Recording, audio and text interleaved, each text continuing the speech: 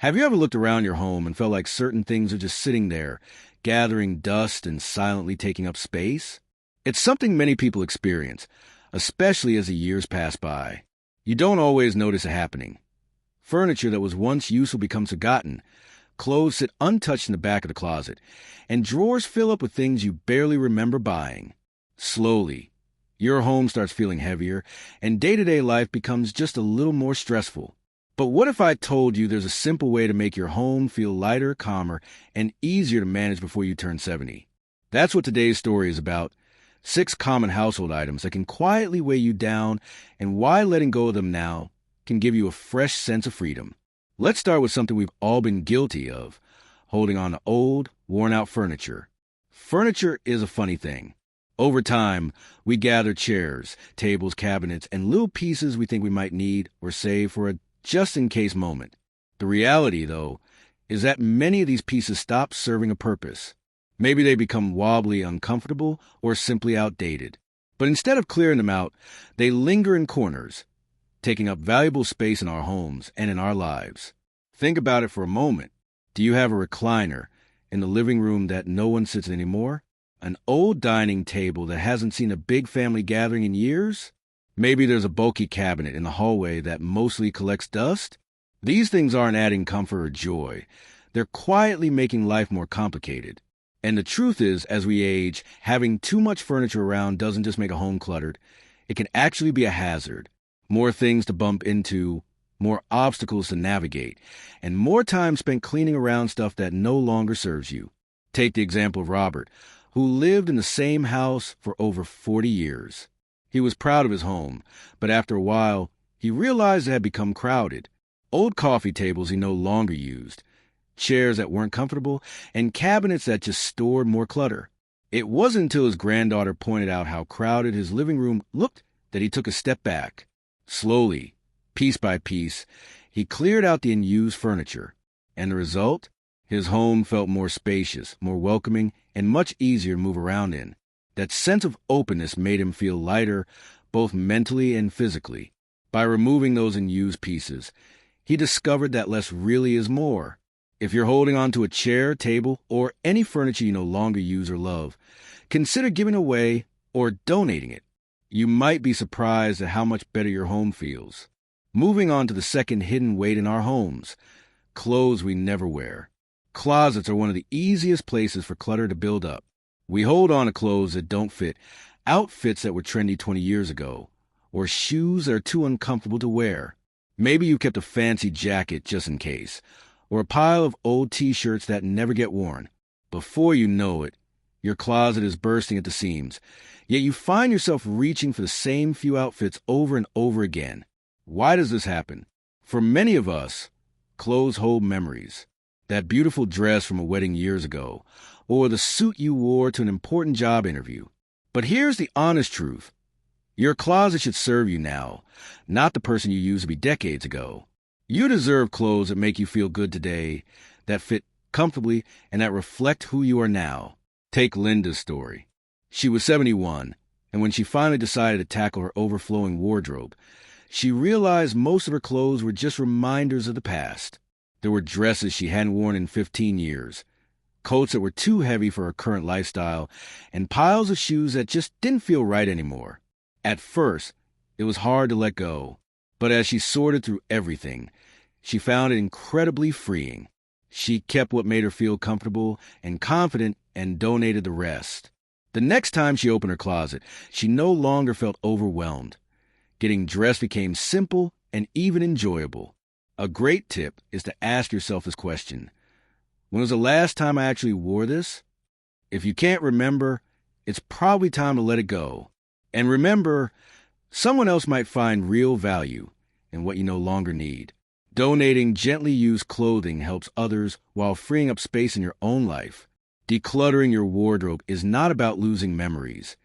It's about making room for the person you are today.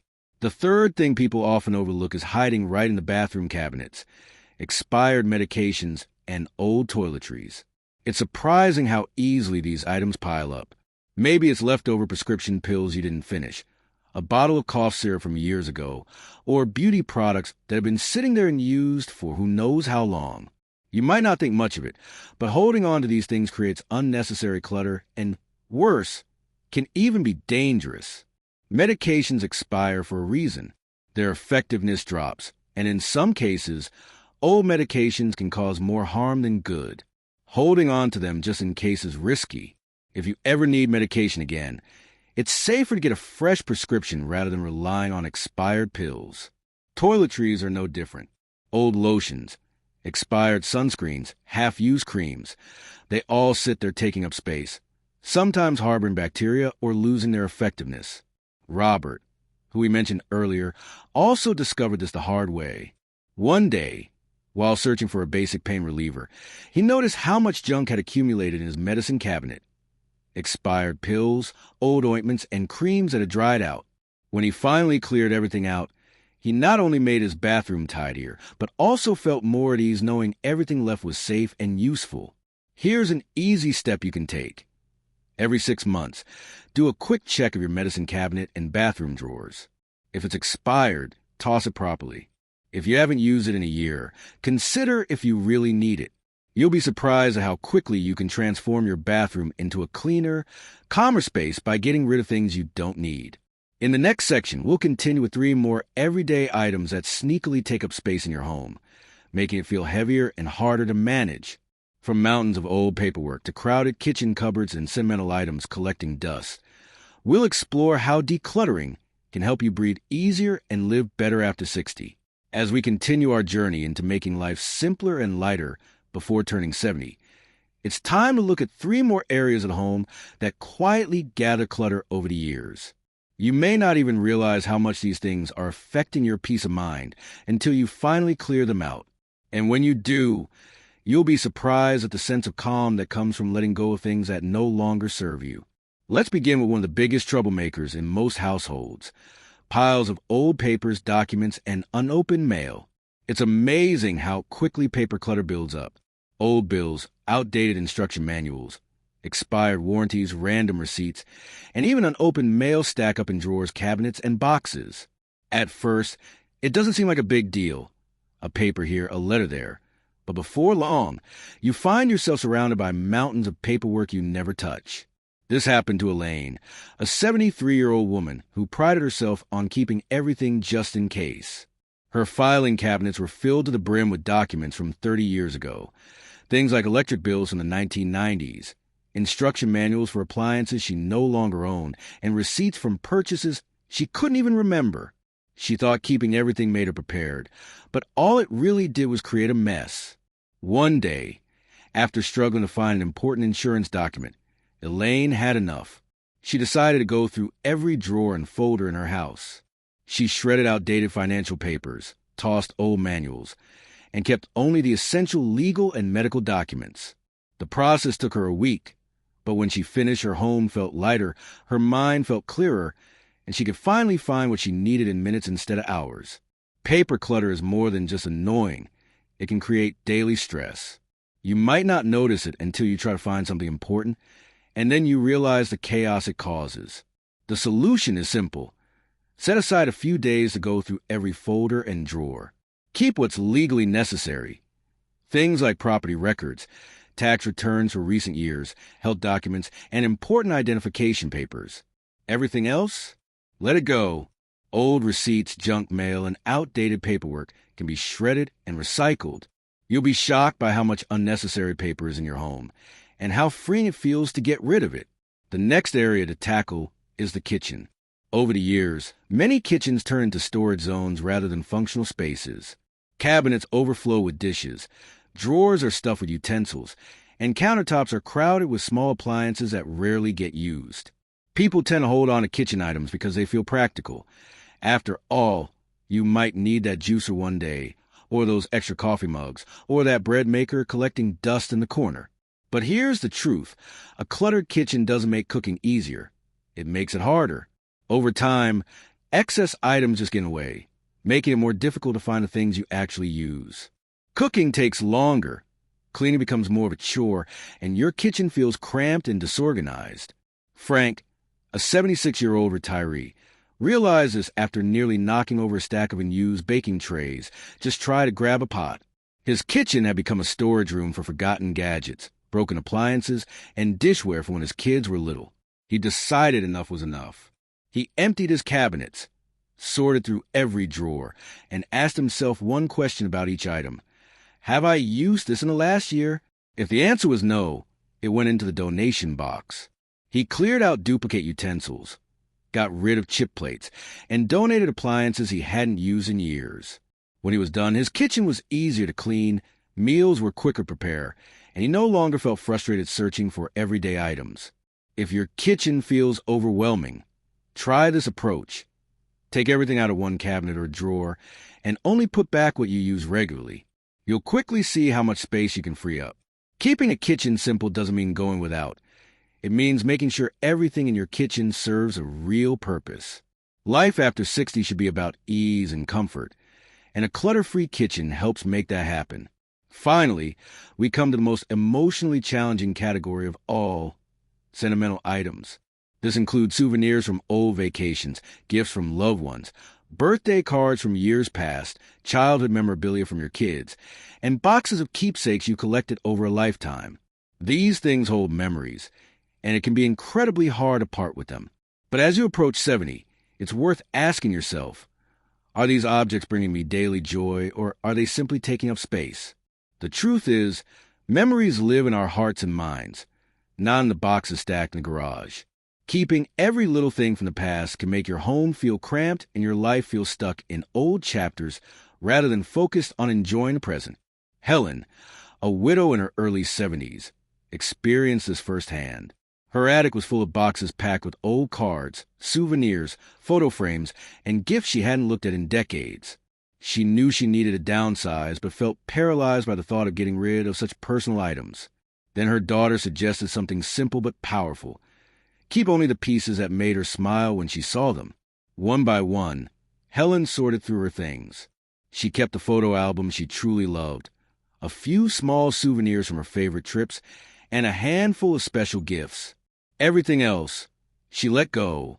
Some donated to charity, others gifted to family members who could use them, and many things simply discarded. Afterwards, Helen said something that stuck with me. Letting go didn't make me forget anything. It made me remember the most important things more clearly.